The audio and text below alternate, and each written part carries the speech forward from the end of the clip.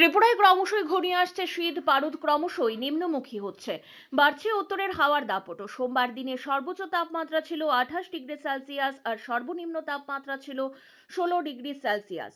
আকাশে হালকা মেঘ ছিল, তবে বৃষ্টির কোনো সম্ভাবনা আপাতত নেই। উত্তরের হাওয়ার গতি 4 থেকে 7 কিলোমিটার প্রতি ঘন্টা। বাতাসে আপেক্ষিক আর্দ্রতা ছিল সর্বোচ্চ 75% আর সর্বনিম্ন 54%। দমকা হাওয়া ছিল 14 কিলোমিটার প্রতি ঘন্টা। সন্ধ্যার পর দমকা হাওয়ার গতি বাড়বে।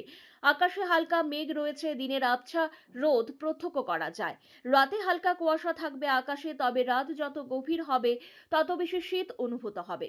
মঙ্গলবার দিনের সর্বোচ্চ তাপমাত্রা থাকবে 27 ডিগ্রি সেলসিয়াস আর সর্বনিম্ন তাপমাত্রা থাকবে 16 ডিগ্রি সেলসিয়াস।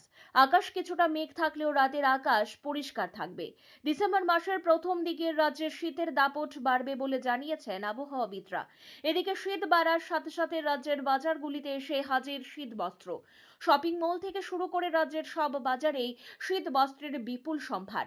ক্রেতারা তাদের পছন্দ মতো শীত বস্ত্র ক্রয় করে চলেছেন।